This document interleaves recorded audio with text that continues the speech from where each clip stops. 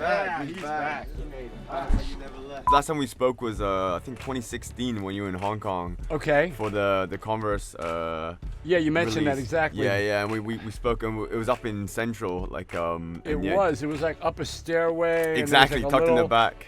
Kind of in the cut. Yeah, exactly, Yeah. in the cut. Yeah, and that was good 5 years ago. Yes. So there's been a lot that's been happening since. Yeah, it's then. funny. And then a year after, well, I was here in 19. I had an exhibition with a gallery over in Corey Bay. Yeah. And that coincided with when Cause was here, working with ARR on Cause Holiday. Yeah. When he had the figure in the harbor. Yes.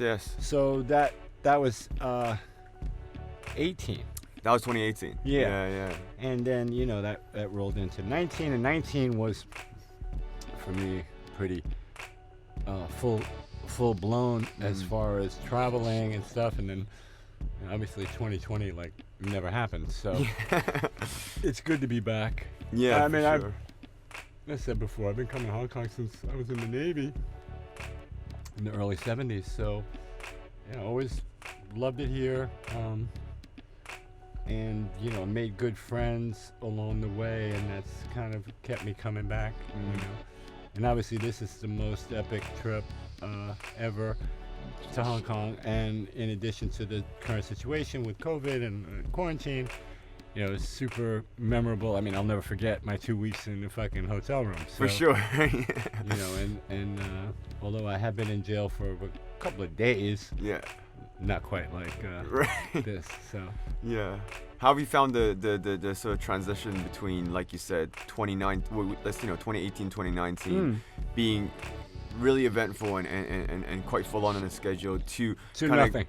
Well, but you've still been busy, like. Yeah, well, that's the beauty, I think, also, even in the COVID moment, is that although nobody was traveling, it didn't mean work couldn't continue, and in so much as a lot of the stuff we do doesn't always require arriving there.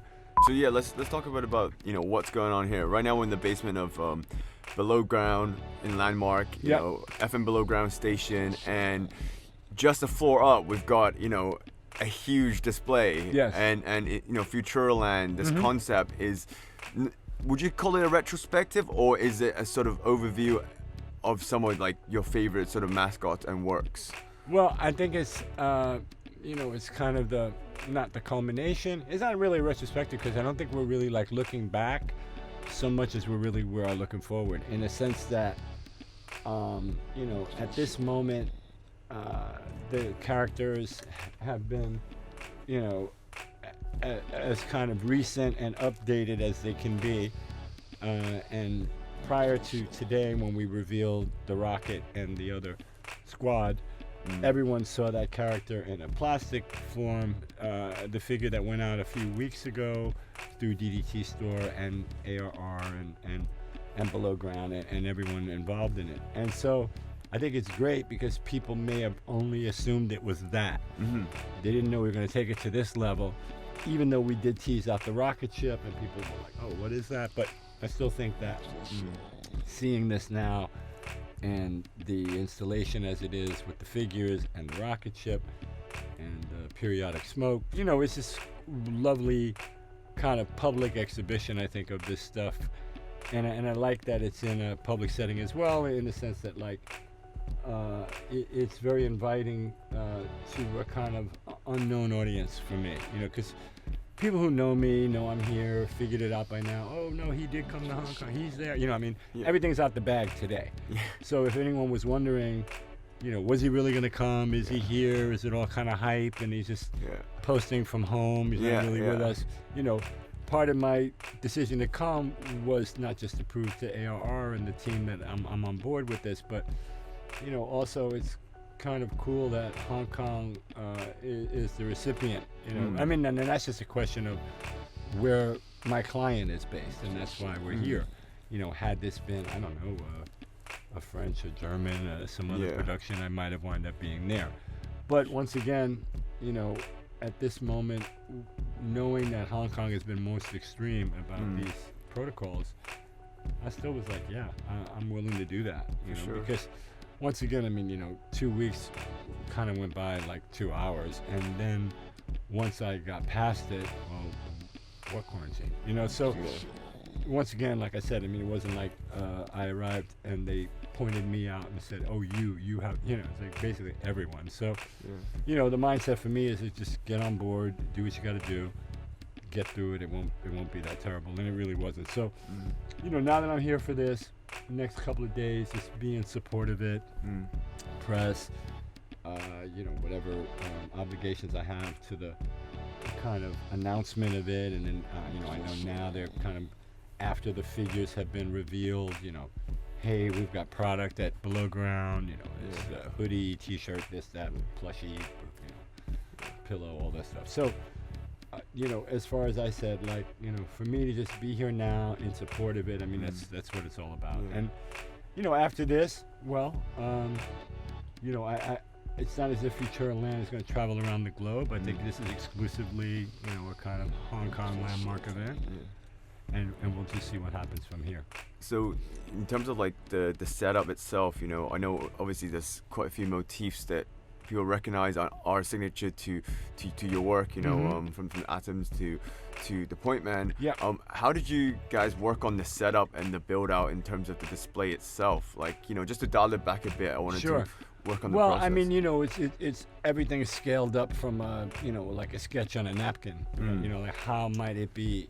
Is the pedestal or the stand square, triangular, round, like the all these kind of basic things. The pedestal, the rocket, the character. Then the design on the pedestal, the atoms, which also can be seen on the ship. And once again, it's a question of those recognizable motif elements, icons from my toolbox that people associate with my work. I mean, the kid we just saw upstairs with the little boy who had the atoms tattooed, on his biceps and stuff. So, I mean, it's not like that stuff's not already out in the ether. Of course it is. And I think it underscores like, okay, that's his work, that's his stuff, there he is. And you kind of bring it all together in this package, which I feel is quite like tech and pretty dope as far as, I mean, once again, like, forget the guys upstairs. Unfortunately, most people, even if you're inside the wire, they put them in such a position where they're just out of reach. Right. It kind of sucks almost, right? I mean, you gotta have to be a large guy to. You're really making them beg here. Well, yeah, it's just like, oh, damn it, I can't quite touch it. However, the little guy, which if you're using him as any kind of scale example, if you pick up the small figure that we have down here now, who weighs like 0.8 kg or something. Right. He's meaty. I mean, when I pick that guy up, I want to call him like, it's almost a weapon to hurt someone with. Okay. Right? So he's got a lot of sharp edges too. So just to say, if you pick him up, this gives you some kind of scaled indication of what those big guys are upstairs, which are massive. And the density of them and the quality of them, and just the kind of because I mean, we did some metal sculptures last year. I keep saying last year, I forget it didn't exist. In late 19, we did some sculptures in Japan with another version of Point Man, if you will. This is FL006.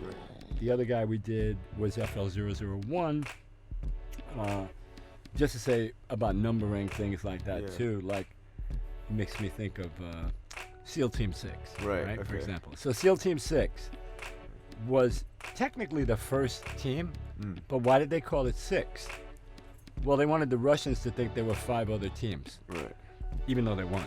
Ahead of the game. So it's this kind of deception in nomenclature and labeling and stuff. So I thought, wow, FL006 is kind of cool, because based on 1 to 6, well, what's happened to 2, 3, 4, and 5? You just make people wonder about that. Like, is it there? Do I not know about it?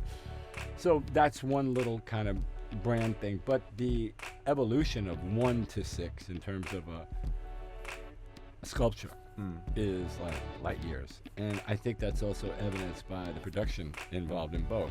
It's not like minor leagues, major leagues, but it's a little bit minor leagues, major leagues. Sure. And I'm in the major league stadium now. So that's amazing, because I think you want the curve to go down. You'd rather be working up than stepping down.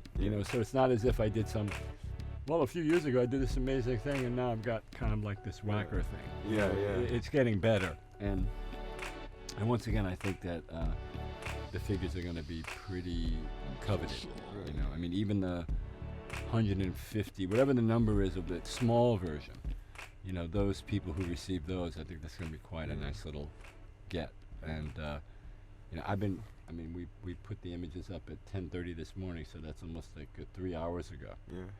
10:30, 2:30? No, that's 4 hours ago. So in 4 hours, you know, just looking at my own analytics on IG, Instagram, you know, it's way exceeded other images and how much attention they get over a timeline. So this thing positively went out great, and all I'm getting back is, you know, that radar of stuff bouncing back off of them back to me, in terms of folks sharing direct messages with me about the images that they've seen, and they were like, or that they've taken themselves that they're here. You know, so you know, it's pretty. You can quickly tell the kind of engagement that's there, and you know, not just hype but excitement, and you know, people really into it. So in terms that's great. With the, because I mean, now we're talking here about working on a different canvas, you know, something much larger, but you know, throughout, you know, the trajectory of your work, you've been, you know, working on different mediums.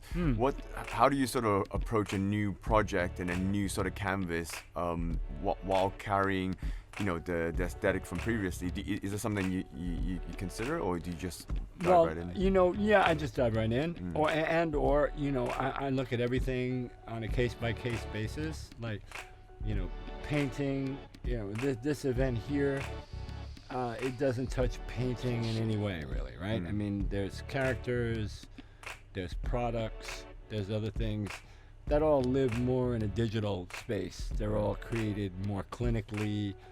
You know, I draw the character, I scan, convert to vector file, I send the file off, it gets 3D modeled, you know, however the processes of that creativity, and then ultimately production of fabrication of sculptures and large elements like the rocket ship. Sure. But then I could swivel on a dime and go look at my canvases and say, okay, speaking about the Murakami show I'm going to have with Takashi in Tokyo later in the year in September. Well, I got a bunch of canvases back home that I'm working on for that. That show's almost complete, but I'm focusing on that as well. And then when I go work on that, it's got nothing to do with anything like this. It's simply, okay, Lenny, you know, you're painting now, and you're organizing these paintings and canvases and whatever, you know, art in a more traditional sense. And then in the middle of that, you know, me and my son, Timothy, we work together at the studio on 3D printing, for example. Like that's like our new thing, and we've been into that for the last year, actually, like during the whole COVID. So all of 2020, when people were staying at home and locking down and you know, trying mitigation, safety measures, we were also doing the same thing in a bubble, but embracing, you know, like not like, well, let's just like watch every episode of Friends, or you know, just binge something on Netflix. Like, no, let's pick up this technology and figure out what's going on with it. Because my thing too, it's like, you know, you're only a YouTube video clip away from figuring out how to do something. Sure. You know what I mean? So there's nothing anymore. You know, like I say, this excuse-driven. And even me, sometimes, you know, I get the most ridiculous messages from people like, hey, you know, hey, I bought the Uniqlo stuff and they didn't ship it, and now they're sold out. Like, dude, I don't work in customer service. Why they hitting you up? What can I do for you? You know, I can't do anything. So that kind of stuff's kind of ridiculous, and you know, it just shows that, like, I don't know, young people today somehow they're extremely needy. You know, like you just see comments sometimes like, you know, need, no. Like, you don't need anything, and this idea that, you know, oh my God. So I don't know, you know, I don't even monitor the silliness sometimes. I just think it's like people just need to chill out a little bit. But I mean, for the most part, like I say, I mean, now I've been trying to just enrich my whole thing. I mean, you know, like years ago, I mean, when I was embracing computers, for example, 25 years ago, mid-90s, and I'm like learning about, hey, what's a GIF? What's a JPEG? What's Photoshop? But knowing that like I needed to know that, like I didn't want to be an older guy that needed to farm off stuff to some young kids who knew how to do stuff. You know, it's like old dog, new tricks. Yeah, I guess. You know, if I got a trainer who could actually train me. So, you know, all these things, computing, photography, you know, anything I'm getting into, I'm trying to learn how to do stuff, you know, and even in the 3D world, you know, we bought some machines that you can plug and play and just load a file up on a hard drive and like, hey, print that. But we also bought some machines that we built up as kits from a bunch of parts. And so the point there is it's like knowing about stuff on the front end and the back end, you know, and not being reliant necessarily on other people or needing other people to help you do what you do, and then by virtue of that making excuses because they didn't do it, you couldn't do it. Right. You know what I mean? And that's where it get back to the excuse stuff. They're like, no, that doesn't work. Like, get a team, get people, you know, it's the sports metaphor. Yeah. Like, you know, get a team, get a squad. You play that position, you play that position. You know what what your job is. You know, we're on offense, we're on defense. You know, whatever we're on. And also, like, that stems too from my childhood. And you know, I mean, I was in the military for 4 years. You know, I know what it is to wake up and be responsible and have discipline and you know, provide motivation when none exists and make shit up. You know, just to get me through the mission. So basically, I'm a little more hands-on and not so much reliant on other stuff. And in the end, you know, people, you know, stuff I don't know or things that me and my son can't figure out, well, you know, maybe we're gonna have to partner with another individual and they can help us. Sure. But, you know, and then in the end also, it's like, you know, teach one, each, you know, if I could teach you how to do something, then you can teach someone else how to do that thing or something. And, you know, so that's how it is. And it's more also like not harboring the skills and the resources like, oh, yeah, that's mine. You know, like most people tend to be like that. Like, yo, that's my hookup. I'm not sharing my stuff with anyone. But that's a kind of bad approach, too. Because sharing's important. I think it is important. And that's what I like about 3D printing. A lot of that's open source. You know, a lot of it's just like, go on Thingiverse, go look somewhere where there's all kinds of 3D shit, and basically people are giving it away. You know, there's the file, do it, you know, and then somebody will come in the thread and be like, hey, I did what you said, but I did that, and then that happened. Oh shit, really? So, you know, I think open source and that idea is really cool.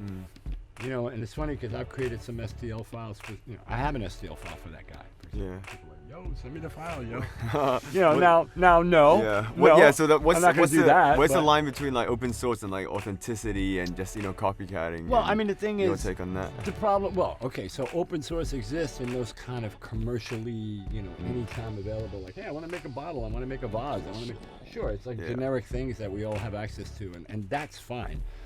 But, you know, now you're getting into personal IP. And like a lot of the stuff online that even we've printed out, you know, we printed out tons of Star Wars stuff. Like, you know, I made like clear Millennium Falcon, black Millennium Falcon, red Imperial shuttles. Like when we were printing a lot of Star Wars shit. And then, you know, we got off that and we started, oh, let's make an Eiffel Tower, you know, and let's just see how dope our 3D printer is with like all the latticing and like all those kind of negative, you know, kind of spaces involved and bridging and all this stuff that's required in 3D printing.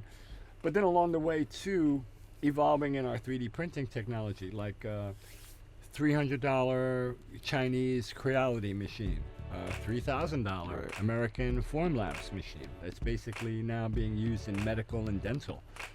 You know, like really sophisticated 3D printing, like crazy shit. And you're using this in for the moment projects as well. We're simply in school. Right. I mean, we've made tons of stuff. Nothing's ever been for sale. We're toying. We're toying and we're learning. You know, and the thing is, like, we can afford to, right? Because, well, nothing's going on, right? We're in this downtime. Yeah. And so while we're here, why don't we max out on what we know about this and let's learn more. Sure. And in the process, like I say, it's a lot of trial and error. Yeah. But I mean, now at this point, like, we can look at a design, you know, we can say, okay, yeah, we can reproduce that. And in addition to that, we're into our own 3D modeling now too, when we hadn't been before, i.e., like I can bring a form into a 3D modeler and I can almost make my own character now. See, before I didn't know how to manipulate CAD programs and 3D apps like that, or modeling, or Fusion 360, for example. So, but now I'm learning that too. So that's very valuable. And so it's interesting because the way you talk about this technology has that sort of parallel energy to when you were talking about first discovering the PC and the internet, and it has that learning approach to it.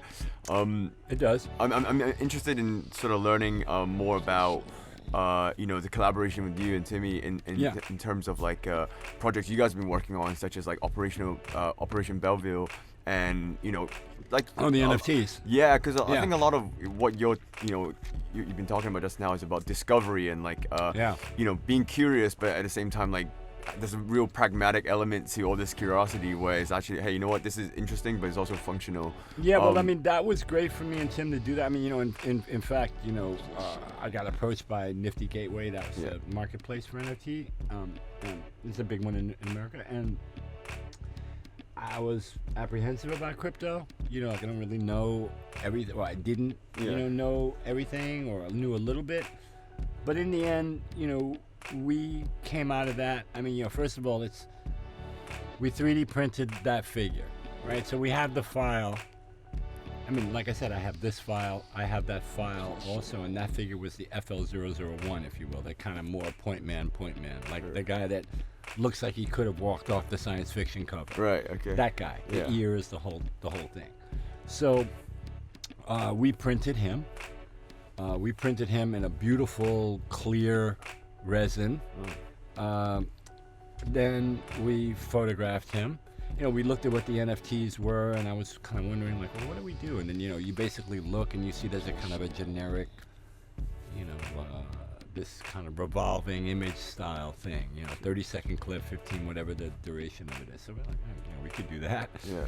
So we set up a photo box. We had the figure, and we basically created the character, photographed the revolution of him, lit him. We had him on a turntable. We sort of did everything we could do to get him spinning. But in the end, we kind of did all that like pretty quick. Sure. Right? Because the thing is, it took the printer like 3 or 4 hours to print the guy.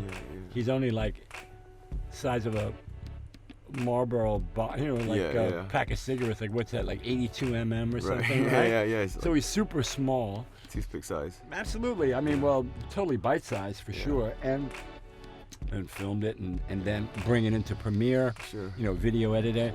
And then my thing was the spinning character. His thing was, some of my drawings mixed with his photography. Yeah. The one we did with him, his one. So Operation Bellevue, just to backtrack on that. We're both born in the same hospital in New York. Right, okay. Me and my son. It's Bellevue Hospital. Got you. So that's where the title comes from. And a lot of time I grab things like that may have no significance to the outside world. They won't even understand the meaning of that. But that's the backstory on Bellevue. But just to say that, after all that, we threw it out on the marketplace. And I don't know, I think we weren't there for more than a half an hour. Wow, yeah. It wasn't like a money grab or an Ethereum grab. Right. Some crypto grab, because once again, I don't know what this is. I mean, I've seen other people. I saw people doing it. I saw people up there for days, open editions. 1,000, whatever. I'm like, you know what? Like, I'm just curious about this. And really, when we shut it down after, let's say, in half an hour, I don't know, maybe there was an auction for shit was up for 15 minutes. Well, it was over. And you know what? We looked around and I don't know. $250,000 worth of that's chill of a joke. Yeah. So, and now, mind you, it's crypto. Yeah. So it's not like you're gonna cash out. Yeah. Right? It doesn't work that way. But we split. It's like everything else. Like with me and my business partners. We split it. You figure it out. And then now you play with yours. I'll play with mine. You want to buy. You want to diversify and play the crypto game and buy all these other guys. Yeah. I'll just keep it and forget that I even had it, or act like I don't even have it. Right. And won't even look at it. It's like money you put under the, like a Nike box under It's all under your relative. bed. Yeah. So once again, it's like, it's just another move to get in the game. But it's not like I'm in the NFT business either. I don't think I'll be going back. It's another expression for you. It was, and the thing is too, there's a lot of negativity in that scene at the moment in terms of mining and environmental, and people don't really know yet. And once again, like, you know, it's not a money grab, it's more an experience grab, and more of like a little bit of discovery. It's like, hey, what is this? You know, like, what is a non-fungible token? Like, what even is that? Yeah. You know? Now, the one thing I'll say about NFTs and that world that exists is, unlike the art world or another commercial transactional thing, if you buy my NFT for $999, right? And let's say you sat on it as some sort of value of something, and then 2 years from now you sold it for $1,500. Well, that's $601 markup that you got. I'm gonna get a percentage of that. Sure. And every time that something's sold, I'm still gonna get my little 10% And you can trace it back, And and absolutely. So, unlike real world art in the real world space, if someone buys some of my stuff out of the gallery, well, bingo, my payment from the gallery is done. I got my half on, let's say, a $10,000 value. I got my $5K. I'm done. Yeah. Somebody bought the painting for $10K. 2 years later, they sold it for $22K. I'm not anywhere in on any of that. So the concept, I think, of the NFT and this decentralized kind of world is an interesting thing to the artist, and it's something new that had never existed before. It's beyond our artist rights. It's the right that, like, if you're going to continue to manipulate my work in a marketplace, I should get a hit. Yeah. And it kind of makes Having sense. that track record. Yeah. I mean, there's so much we can cover, and I think I understand that you're also on the clock today, so I feel like we can go back and forth forever. We could. I mean, there's so many different chapters. I actually just wanted to kind of more have an overview chat about just, you know, in terms of like all these different projects we spoke about, you know, even before we kickstarted, we talked about Encore and Moax, and then, you know, just all these various lives. Like, I wanted to just sort of ask you, what does nostalgia mean to you? Because I know that I've also read, you know, and heard different podcasts and interviews previously where you've said you're more excited about what you're going to do next, you know? And so, like, you know, is nostalgia a good thing or a bad thing? I mean, it depends, because you could talk about, you know, people asking me about Basquiat and Herring and, you know, Gandhi. And, you know, when I think about my friends that I've lost over the last quarter century, 30 years, you know, it's sad. But it also makes me feel blessed, and, you know, wow, I've got protective angels, or somebody's really been looking out for me. Nostalgic is great. I mean, you know, we had this expression, you know, we had a company called Project Dragon. We used to have a store called Recon, and one of our t-shirts of the era was like, I miss the old New York, because we could see, even before 9/11, and 9/11 really kind of did it, but I mean, prior to even 9/11 in the 90s, the city was changing, you know, and the nostalgia of the past, you know, the way things used to be. Now, unfortunately, you know, hey kid, stop dreaming. You know, things are never the way they used to be. Everything changes. So sometimes I'm bitter on nostalgia, because it's just, oh man, you know, things used to be, but they'll never be. You know what I mean? So to be a realist, I tend to look out the front window. You know, the rearview mirror is not really going to be helpful. You know, unless, once again, I want to celebrate moments in my past when I did great things. I mean, I could talk about painting my brake train from 1980 forever, and I get nostalgic about that. Like thinking about it running, and the power that, you know, a young 24-year-old kid might have had in the moment. And me being 4 or 5 years older than my contemporaries, meaning most of us were all 18, 19-year-old kids doing that and getting that thrill. That rush that not just comes with doing something illegal. I mean, that's trespassing and, oh, you broke the law, you naughty boy. But no, like putting up fucking work. And having that work like run in a real city. And that feeling also kind of continues in different forms, whether it's painting trains or I mean, it does, and you know, things like this are certainly a thrill. But everything now and everything subsequent to that is all somewhat commercially transactional. There's money. Think about the whole graffiti thing and everything we did then. There was no money. You know, there was no thought of money. It wasn't about getting a financial reward. It was about getting ups. You know, it was about people going like, whoa. Yeah, for sure. Whoa, Yeah, you just get up. Just getting up. Yeah, there's no other reason. And I think that, and along the way, like getting the respect of your peers. For sure, you know? And so for me, the most wonderful thing is knowing that I've always had the love and respect of my guys back home. Sure. Even the pioneers before me, the Takis, the sort of great golden era of graffiti writers of the early 70s. Okay, you've been to Hong Kong a few times, and obviously this place has become. I think like 20-something times. Yeah, it's through various projects, just to kind of, because we are here in the basement of Landmark FM Belowground in Hong Kong. What does this city mean to you in terms of like what energy it brings to you? Like, what do you feel when you step off the plane, apart from the fact that you're sweating? I'm so happy to be back in my kind of almost second home. Not like, it's been an adopted. People here have always kind of adopted me, but there was something about Hong Kong. It's just I just have always vibed with it. And I guess too, back when I first came, it's because they spoke the language. Sure. So it wasn't as hard to initially make contact here and speak with people. They spoke English. Unlike other Asian cities, even in the 70s. Japanese was slow to, they always had translation between me and them.